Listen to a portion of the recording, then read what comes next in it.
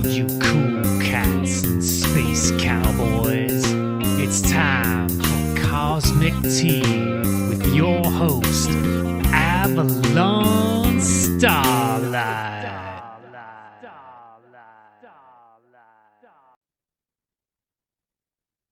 Hello, everybody. Welcome to the Cosmic Tea Podcast. I'm Avalon Starlight, and today we have a very special treat. Today is kind of an episode that is so very important to hear, even if it makes you uncomfortable.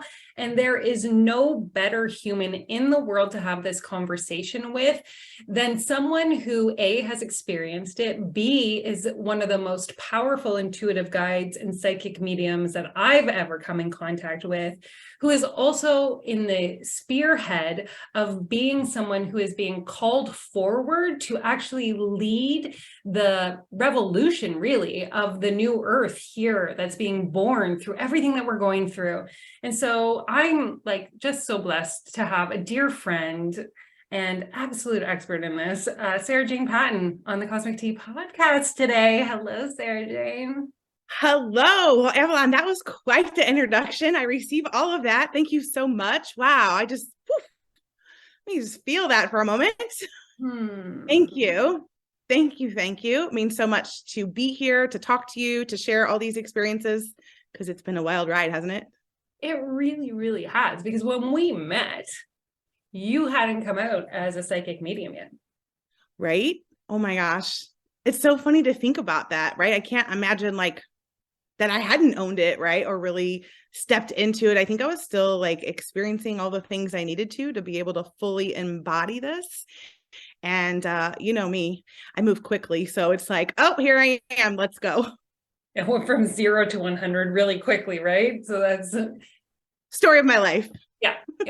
So because one of the things that I want from this podcast is to really allow people to understand their own personal journeys through what you guys are saying as the guests. And so I would love if you could give a little feedback of, did you, when you were a kid, have an awareness that you were psychic medium and shut it off at some point? And then what was the revelation or that brought it back forward for you?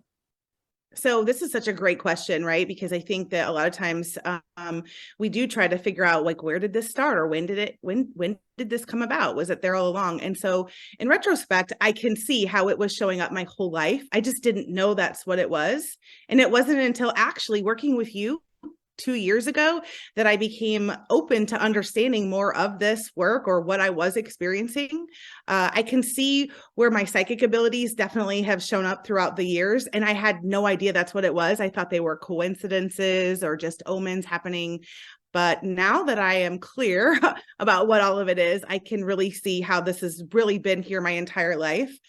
For me personally, it was my little magical rainbow mermaid unicorn child Camille that cracked me open, which I think that children are often the ones that do open up the moms or the parents or siblings. So she was 2.5 and began seeing the spirit of a boy who passed away here in my home several years ago.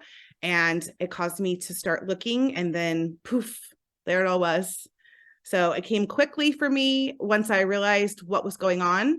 And I was just open to it, right? I think that's the biggest thing. I think when we are fearful of it or, resistant to receiving it, then we will block it. But if you're open to receiving it and exploring it with curiosity and playfulness, it just becomes magical.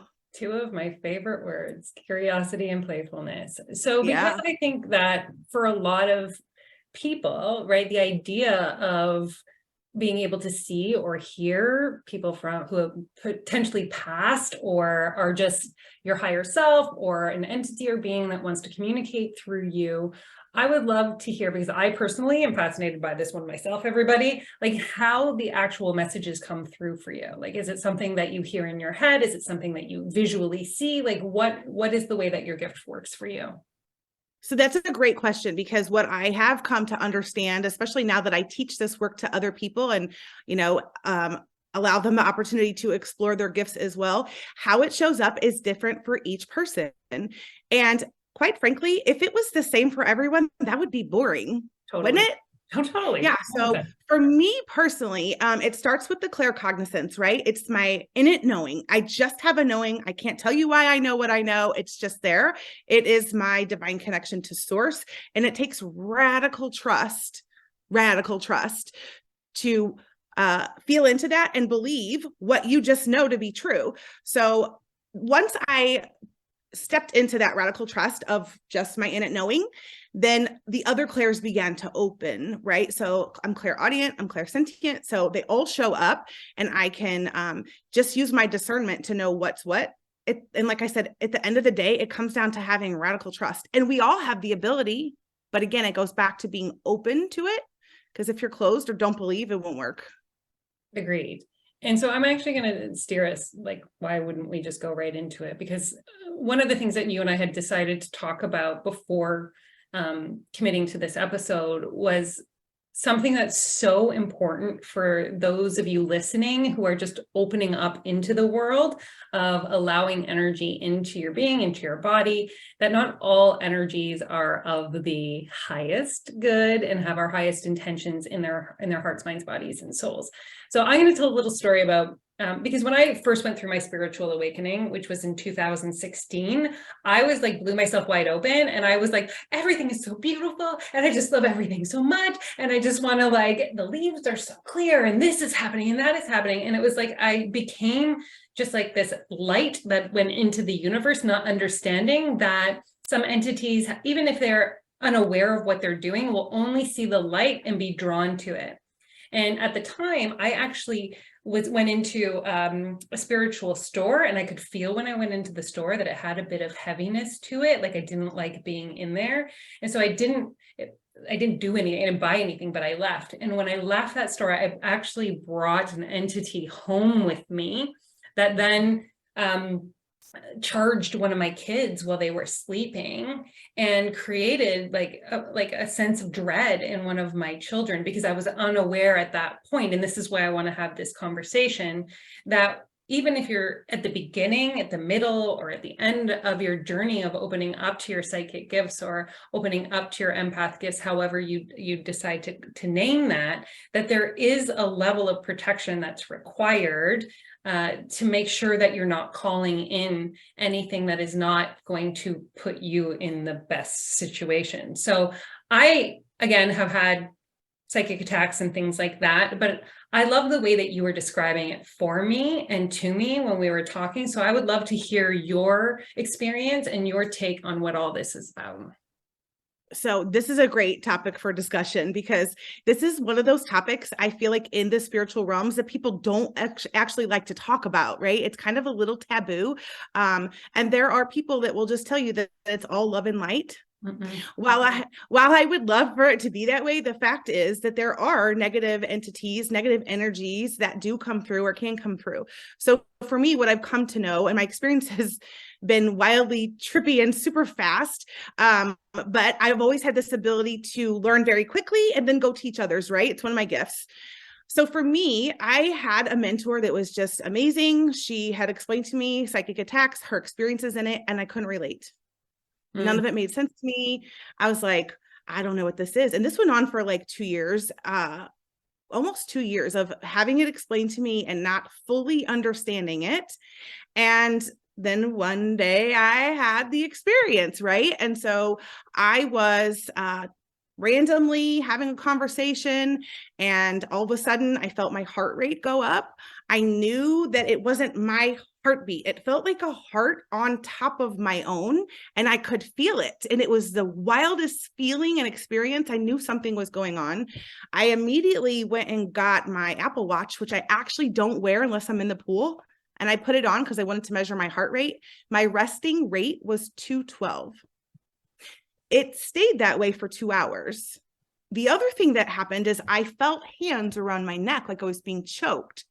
So that's when I knew this had to be. I'm like, oh, this is the thing that she's been talking about. This is a psychic attack, right? So I actually sat with it for a little bit because I wanted to like fully experience it. So I understood it. I knew I would be able to teach other people about it. And I actually started reading some commands to remove it. And literally within I think 90 seconds of saying the commands to remove the dark, dense, negative energy, gone. My heart rate dropped down to 80. I didn't feel the hands around my throat anymore. And I sat back and I was like, oh boy, this happened for a reason, because now I get to talk about it with other people.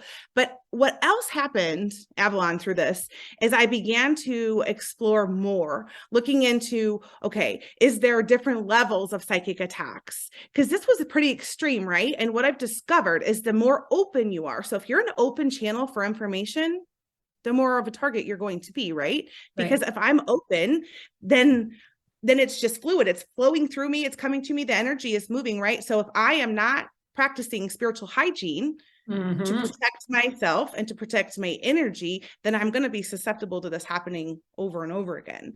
So this allowed me to really become clear about what spiritual hygiene is, the importance of doing it, being consistent with it, because I feel like I was doing it already, but not with intention the way that I do now. And I was inconsistent. I am not inconsistent anymore. I know that as this amazing channel that I am, that I'm so open now and susceptible to this happening, that I have to be consistent with protecting my energy. And there's many ways that you can go about doing that. Which I want to get to in a second, but I just want to add something here is like when we choose, because when we go out of our house every single day, we can come in contact with people who do not have our highest good and our highest intention, just driving down the road or going into different shops. So I want to give it like a realistic way that people can be looking at this as well. Like it is just part of the experience that we are choosing, whether we are open to being psychic or not. We cannot decide what kind of person we are going to come in contact with in what form, in what way. So I just want to give it the analogy that like we are not always going to meet the nicest people in real life in our earthly bodies, just going around our daily business and our errands. And the same thing holds true for in the spiritual realm as well. So I don't want you to think that, oh my God, I don't want to be spiritual. I don't want to open up and explore my gifts. Right. If there's going to be this like intense energy that I could be coming in contact with, it's about discernment with either of these experience. In my opinion, like if I get a hit that somebody is working with dark energy or that they are going to bring something forward that I'm not is not in alignment with my energy field, then I'm going to still use that discernment. Just like if I go in to hire somebody to help me sell my car and I get that same energetic hit that's like, oh, I want to trust this person. Same knowing within yourself. You want to be practicing that, whether it's in the physical realm or in the spiritual realm. But I don't want to scare too many people right off. Like 10 minutes into our podcast and people are like, fuck this, I don't want to be spiritual anymore. Right. So let's talk about that. Let's talk about it. Because that is the thing that can scare people, right? And they're like, I'm out. Like, no. However, but once you do the work to discover like what this really means or how like broad this actual subject is, you'll find that any ordinary human being who hasn't tapped into any of their spiritual gifts could be suffering from a psychic attack. And that can simply be by having fear-based thoughts coming in and you don't know where they're coming from. True. Yeah. That's a psychic attack. Like it truly is. So if it could be like where you get into a depression and you can't understand, like, where's all this coming from? My life has been fine or things have been okay. I don't know why I'm feeling this way. That's exactly what it could be. So it's showing up in people's lives all the time, but people just don't have the awareness to know that that's what it is, much less how to protect themselves from it. Right.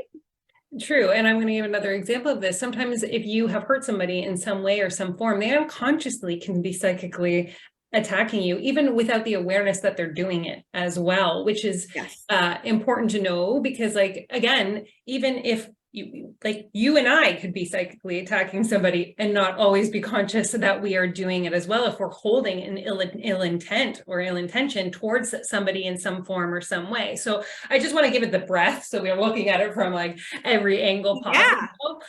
So we can just have like everything on the table here. I appreciate that. So yes, I could be having negative thoughts about someone, right? That I have like had a feud with or had an argument or don't agree with them or not in alignment with. And my thoughts could be negative towards them. And subconsciously they're taking that on. That's a psychic attack. Yeah. It's not intentional always. That's the thing. It's not always intentional. Right.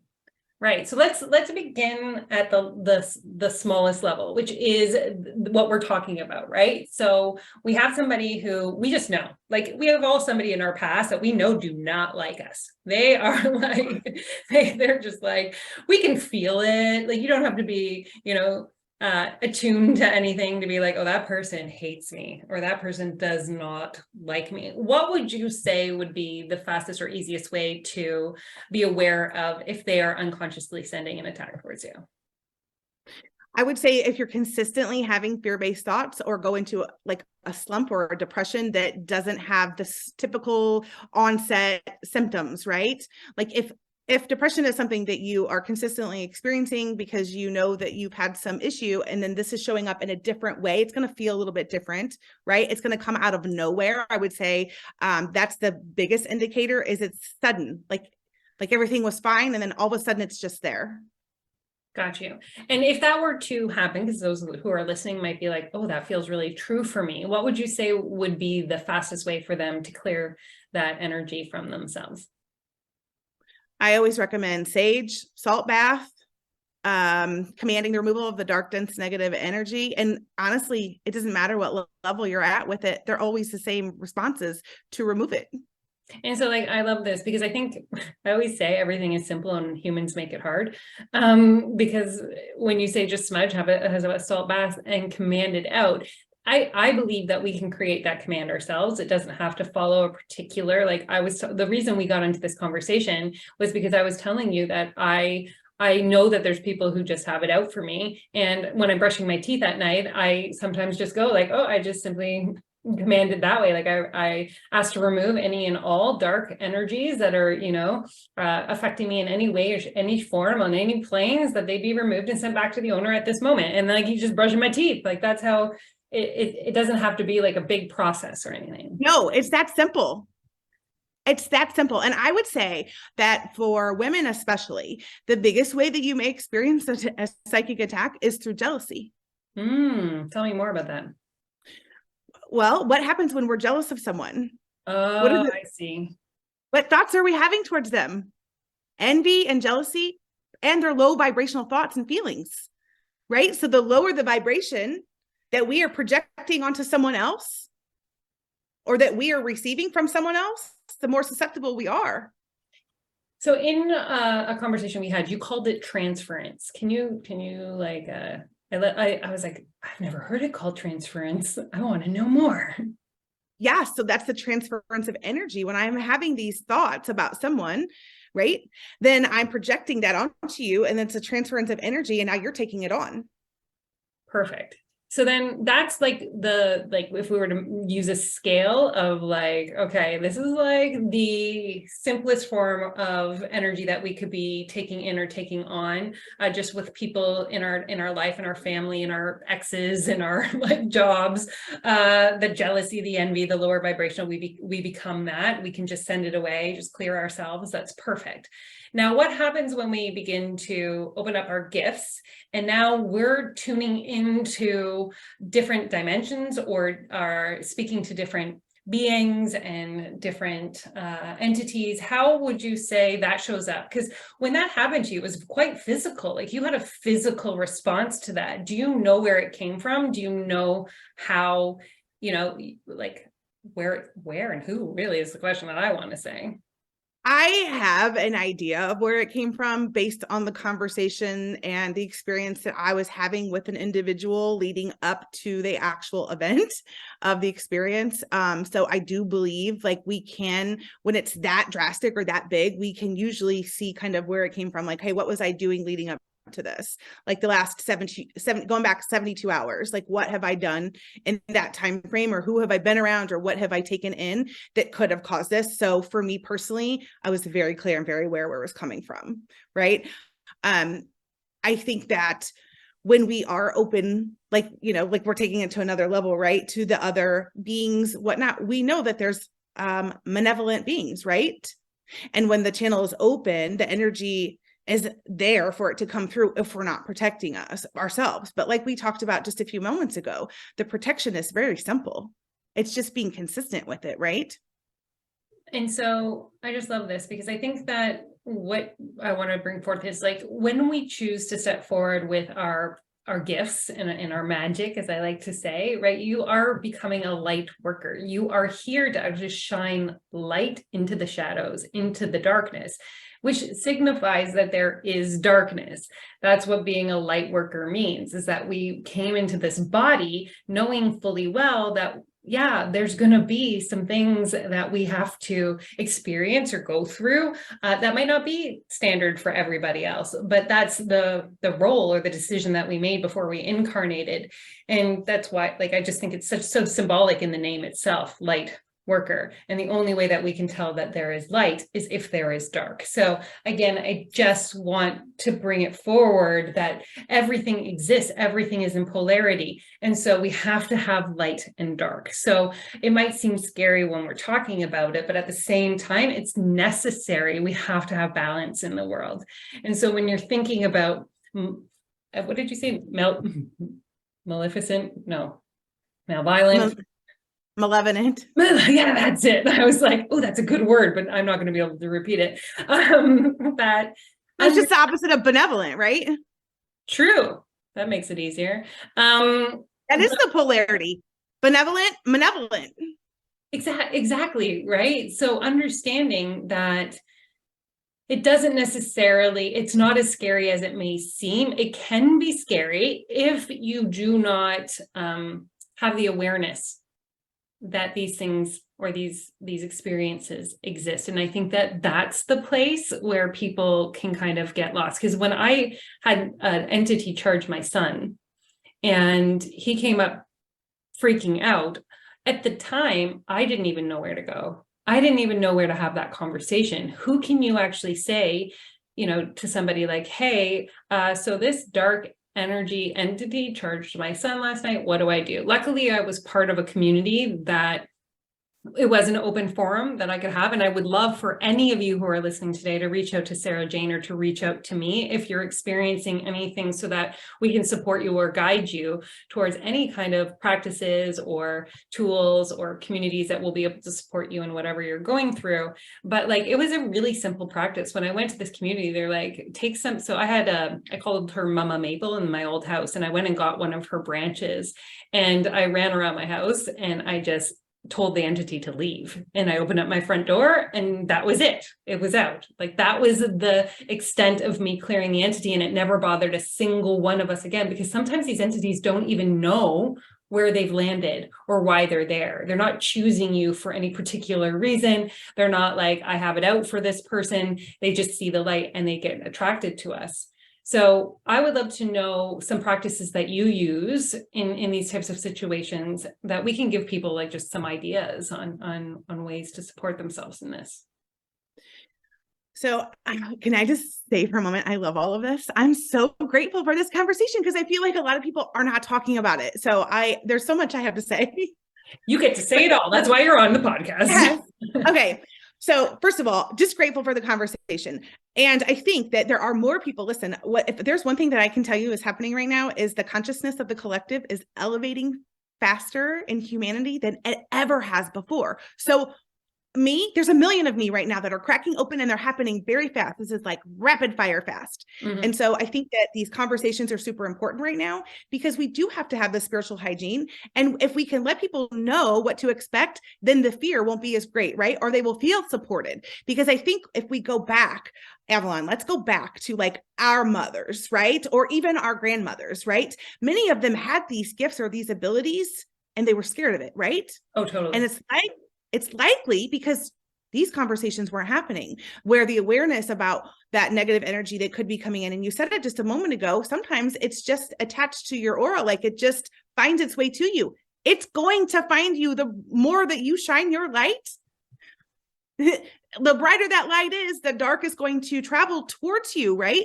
And so your light can simply drown that out by closing your eyes and literally just asking it to leave. It's that simple. Opening the door, whispering it out, like you said, saging, Palo Santos, crystals.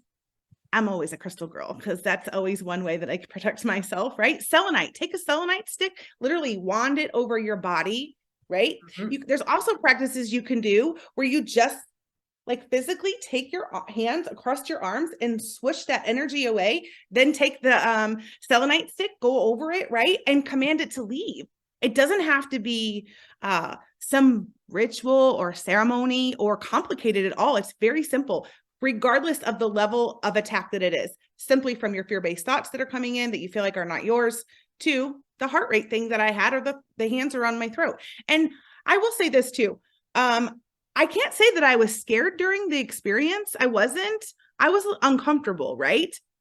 And the reason that I wasn't scared is because someone had talked to me about it beforehand. So when it showed up, I knew immediately that's what it was. However, what I'll say is that if you have one of these attacks happen to the degree that I did, and you attempt to explain it to someone who has not had it in their experience, you be prepared for them not to be able to relate, because I was that way. I was doubting it to some degree that it was real or that it existed until it came into my awareness.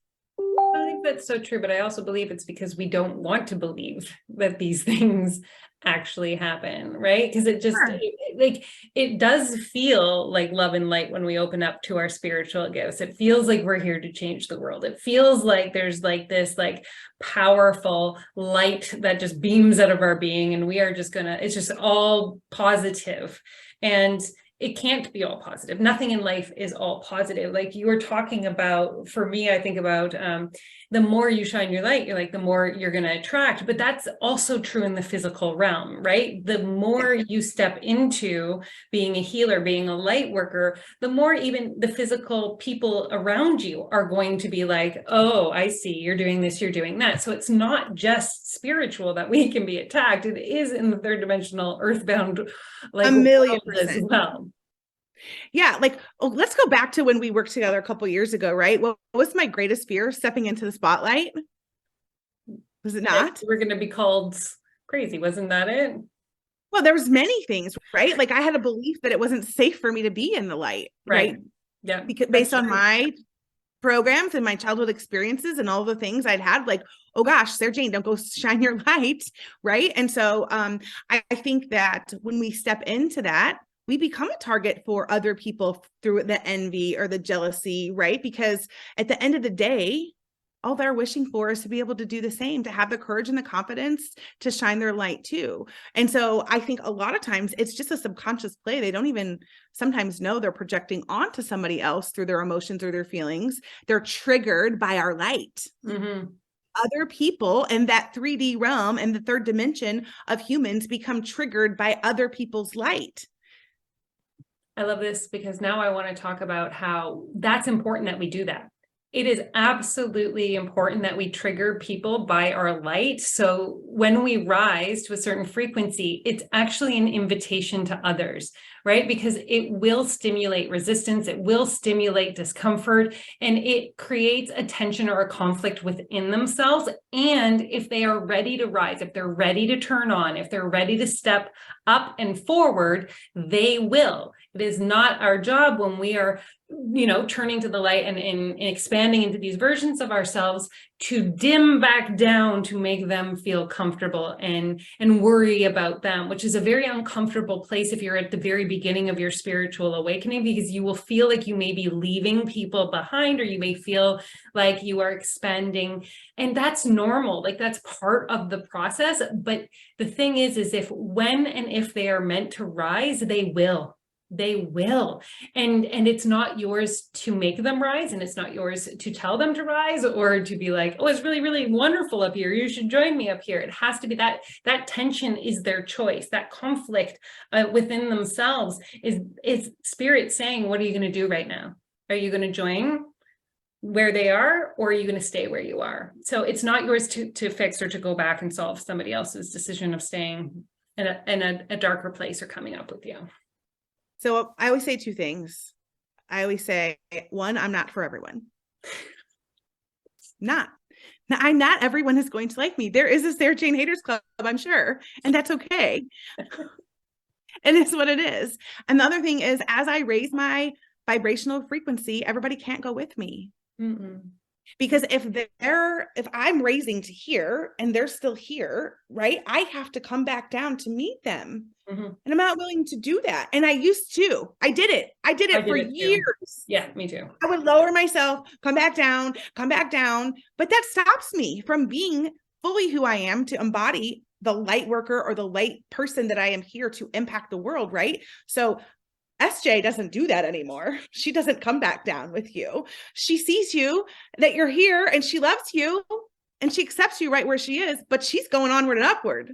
Well, and it was funny. I put shared a reel the other day that said, there is no one that will watch you more fully and completely than a hater. They are the one that watches you more than anybody else. So why not just give them a show? Give them a show. And guess what? Love them.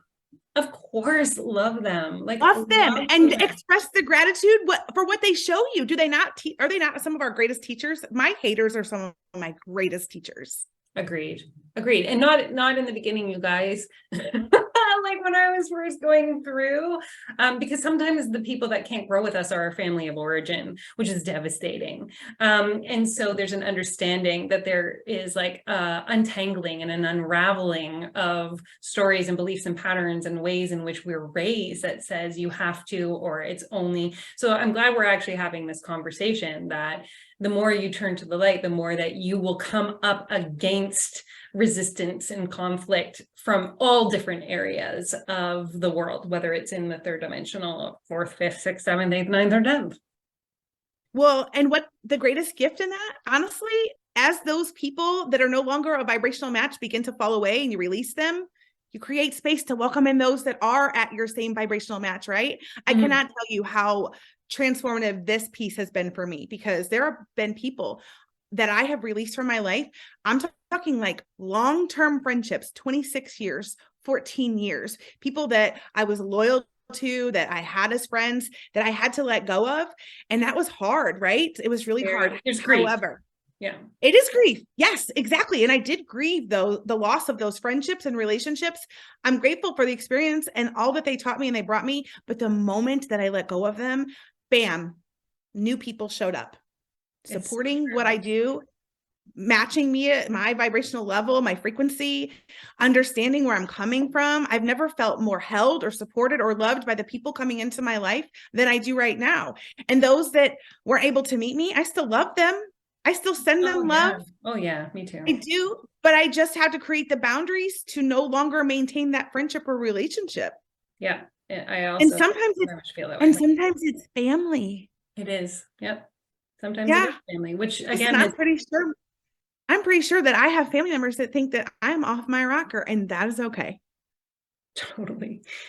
So I want to talk about, because we're talking about when we actually have experienced the darkness or the heaviness or the transference. And I want to give you guys some of my tools that I use to prepare in advance, like how I actually make it so that I can open up to energies and know that I am as protected as I possibly can. So I'm going to give two, and then I'm going to toss it over to you, Sarah Jane, as the ways that you, because again, how we do this, like I think in the spiritual world, one of the things that can be quite toxic is the idea that it's the same for everybody, and it's not. How I protect myself, it's not how Sarah Jane protects herself, it's not how like anyone else in the spiritual world. You're going to learn it for yourself, and there is not one way to do it. So again, that's why I say the words don't matter. It's the intention behind the words. So before I do any energy work, so if I'm doing a reading, if I'm doing like I do tea and tarot in the Haven or an energy forecast, whatever it is, I set the container. So I call in the highest vibration of energy I possibly can to create a sphere of protection around me and those who are experiencing what it is that I'm opening up the energy field for, so that we are like contained within the highest. I always say whoever has our highest good in their hearts, minds, bodies, and souls is welcome into the container. That's just one of my personal things. And the other thing that I do, and of course, I'm just going to forget it for a hot minute. So I'm going to pass it to you for a second. Oh, I remembered. Never mind. Is because, because when I stepped into doing big work in the world, and I know that spirit was like, you are the one to do this.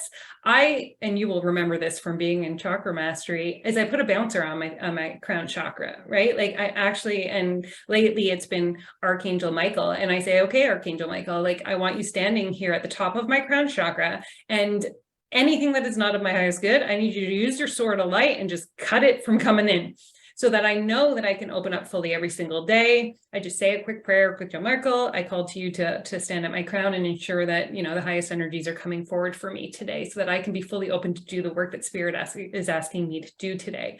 So I'm constantly making sure that I am setting the intention of protection before I do anything. And then if something comes through, I'll deal with it. But I've already put, what do I want to say? I'm being proactive, not reactive all the time. And so do you have something that you do to be proactive in this way? I do. So mine is kind of similar. So I call in my angels, guides, ascended masters, because here's the deal. Because I think that this is something that's not talked about as well. We have to call them in and ask for help. They will not just show up without asking, because they won't infringe on our free will.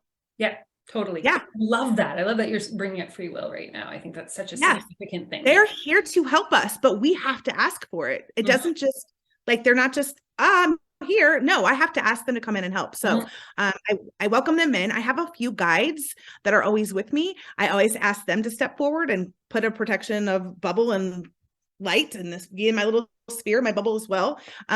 Calling in my protection for my divine power, my divine wisdom, and unconditional love. I bring in every time I'm doing, right before I do a reading, before I do like live card pulls in my Facebook group, or if I'm like, even to come in here, we're having this conversation, right? So this is a practice I do every day though, because I am so open. So I know that I'm susceptible to it, but it's very simple. And I think that everyone will, like, it's one of those things where you kind of hear from your teachers or mentors, or, you know, the ones that you're looking for guidance, right, for this information. And then you kind of make it your own. Cause I feel like we're kind of doing the same thing, but you're doing it in your own way, and I'm doing it mine way. Which is what I want people to hear more than anything, right? Is that, you know, yes, it's important to do, but you're going to find, and no matter what, even if you feel silly or if you feel weird, like I remember when I saged my house for the first time, and I was like, I'm clearing my house of all negative thoughts, feelings, and emotions. And I'm like, oh God, oh my God, am I doing this? Is this happening? Like, is this real? Like, cause you feel, it feels awkward, right? Because it's not something we're taught. It's not something that we know. And so the first couple times you're like, am I saying this right? Am I doing this right? Am I like a complete asset at being a spiritual worker? And that's normal. It's normal, but it becomes easier and easier because it just takes practice, right? Like that's what I am so giggling over here right now. You know why? Why? Because I remember the first time I ever saged my house was after a call with you. You were like, Sarah Jane, you need to clear the energy in your house. And I was like, well, how do I do that? And you're like, girl, get some sage and just start going through. And you were telling me what to do. And I was like, what am I doing? And I remembered my cousin when I bought my house. I bought my house in 2018. And I want to say this was probably 2020 when you and I were working together. So I'd had sage for 2 years. She brought me these 2 bundles of sage. I never purchased sage before. I remembered that it was in this drawer in my living room. And I was like, I think I have sage. And I think I even remember asking you, like, is this it? You're like, yes. Yes. And then it was just that simple, right? It's that easy. But I remember feeling the same way. I was like, and then I was like, I have to go through this whole house. I'm like, I have a big house. Like, I have all these rooms. You're like, yes, every corner, go. Every corner, open the door, let the energy out. Listen, I remember my kids like, Mom, what are you doing? I'm like, I'm just clearing energy out of here. That's all. And it becomes so normal, but in the beginning, it feels so awkward because it's not anything that's known to us. So I just think it's yeah. However, it's awkward for us, right? Because this is not something we've done our whole lives. But guess what? For Camille, this will seem normal. Yes, it's true, because we're creating a new path for the new generation. This is the new earth, right? This is clearing that energy. This is being open to receiving. This is accepting our divine gifts and our innate wisdom, right? Totally. And I want new earth living. Yeah, because you are a spearhead in this this evolution of stepping into the new earth. And I love, because again, your quest here on earth is different than mine. And I say this, and I'll probably say it in more than one podcast, but you're the first podcast interview that I'm having, is understanding that what Sarah Jane incarnated for is going to be different than what I incarnated for, is going to be different than you, the listener, is going to incarnate to. And it's just being in that radical trust that you're going to receive the messages that you are here to actually do. Like, I'm here to help empaths and highly sensitive people claim their gift and empower them to do the work that they're here to do in the world. Now, you, on the other hand, Sarah Jane, yours is bigger. I mean, mine is big. Like, I think mine is significant at the level of the ripple that it's going to have to empower people like you to actually do the frontline work. But I really love my school. So tell me about your quest. Yeah. Well, and I think that, so to say it's bigger, I don't want anyone. I don't, yeah. There's no hierarchical here. As soon as it came out of my mouth, like, that is not the statement I meant to say. No, but what that is 3D mentality, is it not? Yes. Because it's what we've been programmed. Yes. To believe or to see or to understand it. So for someone to perceive it that way makes total sense. Yes. Where we're going, the hierarchy doesn't exist, right? I've always had a passion for leadership. It's always been at the core of my heart. I've been exploring leadership and doing it for a long time, but I also know that I lead differently. I believe in thought leadership. I believe in humanitarian leadership, spiritual leadership, right? Just serving with a heart-centered vision and purpose is always where I've been. And I also know, I believe, this is my opinion, our human design has a lot to do with who we are and how we show up in the world. I'm a manifester. My job is to inform and initiate, right? That's a whole other podcast, is human design. But, my job is to inform and initiate. And I can see throughout my life where that has played out. And that's my role. And I know this, and I know I'm big energy. And that's why I also know I'm not for everyone. And there's times where people are intimidated by my energy, but I have a voice that when I speak, I know people stop and listen to me, right? I've had visions of being on massively huge stages. When I talk about being on stage, I'm not talking 500 to 1,000 people in an audience. I'm talking arenas with 40,000 people out there. I know that's where I'm going. I kind of describe it it's like a mix of Esther Hicks and a little bit of Michael Beckwith, there's a couple different people, but being out there channeling, but also speaking the leadership piece of this and expressing our true divinity. So I know that New Earth living, this patriarchal hierarchy BS is going away, right? So we are meant to work in harmony and community with humanity. So right now, I just was watching a documentary over the weekend, and this man, what is his last name? His first name is Graham. He ruffles a lot of feathers, which is probably why I like him, because they do the same thing. But he said, yes, Graham Hancock, yeah. I believe that's his name. So he said, Ancient Apocalypse was the documentary on Netflix I watched. Episode 4, 28 minutes in, he says, we are not in harmony with the universe. Shivers. And we're not. Did you say cheers? No, I got shivers, I said. Shivers? I thought you said cheers. Cheers, and I got shivers, yes. And that struck me. I knew it, but to hear him say it, it's different when you have your own thoughts and then suddenly you hear someone else say it. And I'm like, oh yeah, we're not in harmony. We're not living the way we were meant to as human beings. And so we've gotten so ego and fear-based and all this going on. And so people are starting to wake up and realize that, hey, we're not actually living for the highest good. How do we do that? This is it. These conversations, changing the way we're doing stuff, saying, okay, I'm not accepting this as the way it is anymore. Right. Well, and I think that, so I love Graham Hancock. That's why I know who it's talking about, because I believe it was Graham Hancock that also said, if you think that you live on Earth and there is no other species out in the universe, what? How can you even think or believe that, right? That we are just this all-encompassing civilization and there is nothing else beyond us. And it's I remember thinking about that and going oh my gosh, that's so true. And it's this level of awareness and understanding that there has to be more beyond what we have been taught, what we know. Like we see only this little tiny speck of perception of an entire multiverse. Like, come on. So I believe that it's the arrogance of the ego that would make us believe that we would be the only ones here, right? There's no way we're the only ones here. Who is it? Dr. Stephen Greer. I love him too.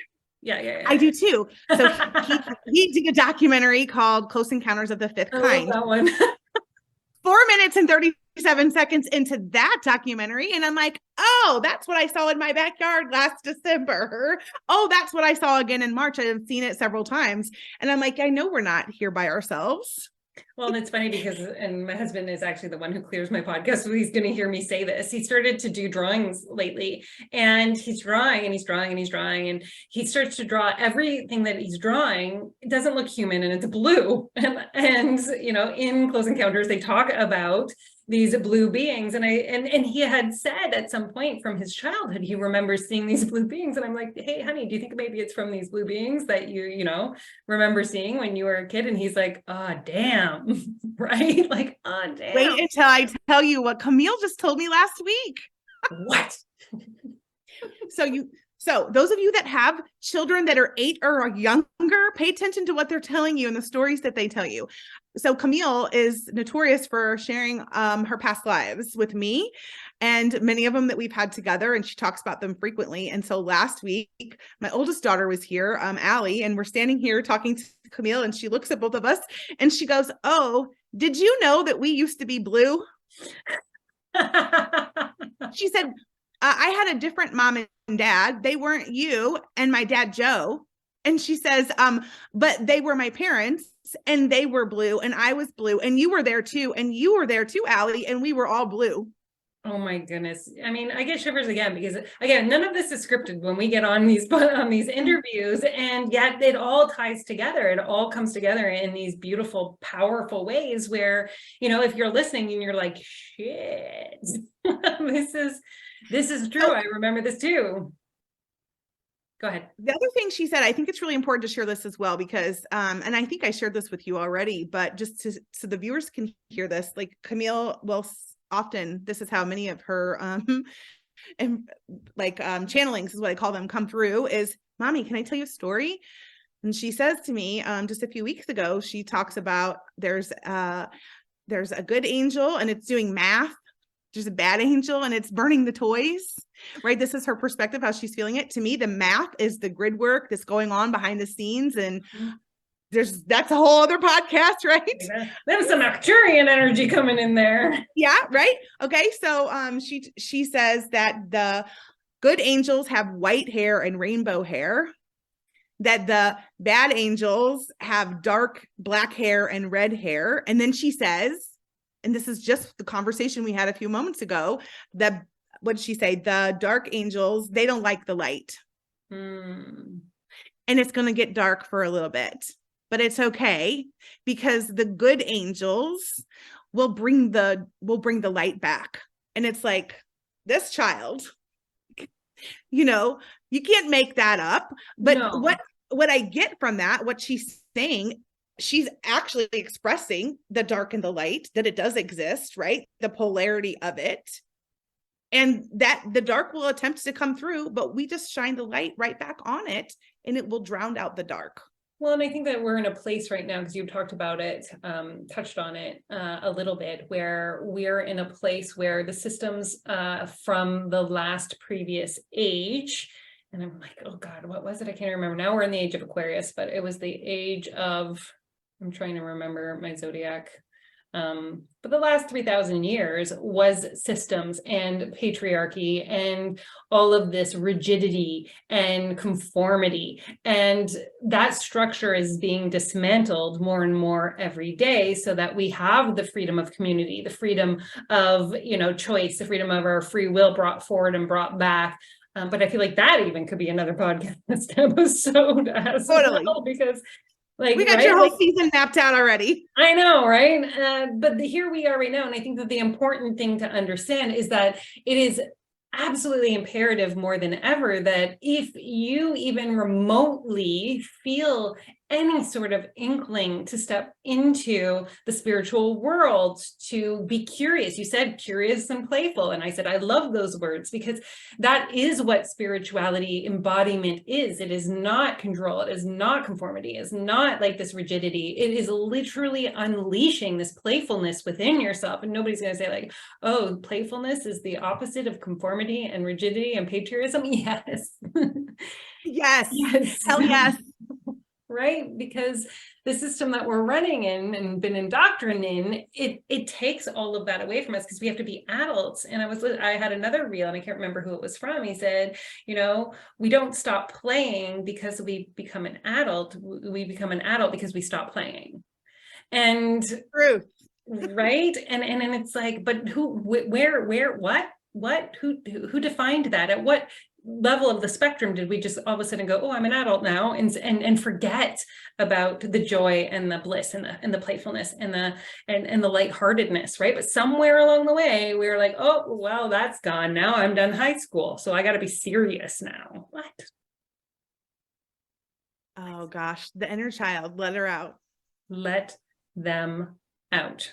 Yes. Let them out. So I am actually going to like kind of, because I know you and I could talk forever. Ever and ever. There's two things that I want to just bring up. One is that I'm so excited because you are coming on board in Empath School, because in Empath School, I talk about like my empath gift, the gift that I have in the world is not the same as everybody else's, right? So I don't actually, it's not that I can't, but it's not my strength to communicate with those who have passed to the next realm. Where I want in Empath School is to bring in people that I trust and that I know are exceptional in their skill to guide those who are. So I'm excited to say that Sarah Jane, if you love this conversation and you want more of it, there will be more of it in Empath School. Sarah Jane will be speaking to the community there. The other thing is like Sarah Jane, some people are just going to feel so fucking lined up with you right now. They're just going to be like, man, everything that Sarah Jane is saying, it's like, oh, it's like shivers, like lightning bolts through my body. And if they're experiencing that feeling or even curious, because there's that word again, on who you are and how to be on board of your vision and your mission of leadership and awakening into the new earth, where would they find you to have those conversations? So great question. The best way to find me is in my Facebook group, Quantum Healing for New Earth Living. So that is a Facebook group that I actually was with someone else. I just transitioned the group. I'm super excited about it. I will be sharing more of this free content, giving Facebook Lives in there. I have a program called Welcome Your Woo that I give little tidbits of information, but finding support is a great place to go into that space to look for the support with anyone experiencing like coming into their gifts or not sure or wanting to be curious and playful, right? That's where they can go to find me. And mostly that's where I'm at. I try to keep it simple. There's so many like different places we can go now, but that seems to be the one place where I can be consistent and easily found. Also, email. They can email me if they're like have a specific question or want to know. I'm always open for. And that's like, this is the part that I think a lot is lost on too. When we say email us, we actually mean that. Like I know, like I'm like, we're not just saying that because we're on a podcast interview, because we are here to serve. That is why we are here. So please reach out to Sarah Jane. And where can they reach out to you if they want to connect with you and have an email conversation or build this relationship? They can reach me anytime with any of these questions at welcomeyourwoo@gmail.com. Perfect. Welcome your WOO at gmail.com. Oh my God, Sarah Jane, I think we covered 4,000 things in this podcast interview. I know, right? Wait, that's so us though, is it not? I know. But ultimately, like we said, the key to everything that we are trying to bring forward is just to really protect yourself and ensure that you are doing your spiritual hygiene. And I will put some examples of that in the show notes, the things that Sarah Jane and I talked about, so that you can just read. So like if you need to read it, whether you need to listen to it once or twice, know that it's available to you and that you are in control, that it is not controlling you. And is there anything else you want to end with today, Sarah Jane? Yeah, I would just say the two most important things is the spiritual hygiene that you just mentioned and finding support. Who will help you through it, right? Because for me personally, the greatest experiences that I had through all of this was being supported by you and those around me that are in the same experiences or similar situations, or those that have gone before me, right? Who best to learn from than those that have gone before myself or whoever's experiencing it, right? Yes. And I will say this as well. If you're an empath or highly sensitive person, and that feels true for you in every sense of your being, that's really, really important that you understand that you are supposed to have a primal activation that tells you when something is wrong, and that not everybody is trustworthy in this world as well. And to use your discernment and trust your instincts, trust your gut intuition. So if you were like, oh, this person seems to be saying everything right, and they seem to know what they're talking about, but you still get a no feeling, trust your no feeling over anything else, anybody else. It's you need to trust yourself first and foremost above anybody else in the world. Just a little. I could not agree more with that. And so I love you. I love you. I just think you're amazing. And this was like my first interview back for Cosmic Tea could not have been with anyone better. Thank you for coming on the podcast. And I cannot wait to see. It's an honor and a privilege to be here. And I love sharing space with you. So I'll come back anytime. Yay. And on that note, we are complete for today's session. Please reach out to Sarah Jane and I if you have any questions.